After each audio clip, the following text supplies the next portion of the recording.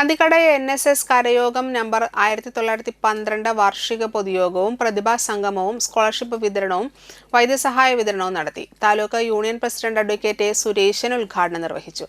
കരയോഗം president ഉണ്ണി നെച്ചിക്കോട്ട അധ്യക്ഷത വഹിച്ചു. പുരസ്കാര വിതരണം അഡ്വക്കേറ്റ് സുരേശൻ നിർവഹിച്ചു. ചികിത്സാ സഹായ വിതരണം taluk union secretary Ranjith S Menon നിർവഹിച്ചു.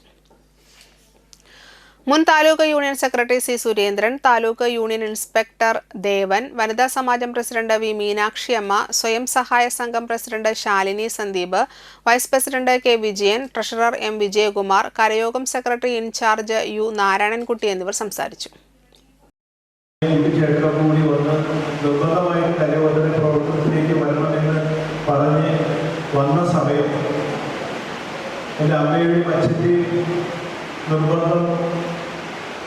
അതിന് പുറമെ തന്നെ ഒരു വാർത്തയാണ് എന്നോട് പറഞ്ഞത്. കരയോഗം പ്രവർത്തനത്തിനൊക്കെ പോകാൻ കുഴപ്പമില്ല, കള്ളൻ എന്നുള്ള പേര് എടുത്ത് തിരിച്ച് വീട്ടിലേക്ക് വരേണ്ടതാണ്.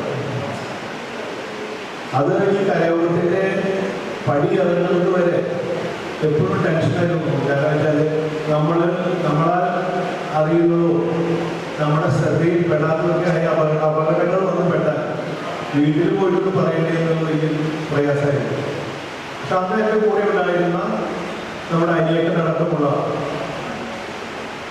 കമ്മിറ്റി അംഗങ്ങൾ എല്ലാവരും കരയോഗത്തിൻ്റെ പ്രവർത്തനത്തിൽ വളരെ ഊർജിതമായി മുമ്പിൽ വന്നു നിന്നുള്ളത് വലിയൊരു ധൈര്യമാണ്. ഞാൻ അന്ന് തൃശ്ശൂരിൻ്റെ ജില്ലാ ഗവൺമെൻറ്റിനോട് വളരെ തിരക്കുള്ള സമയം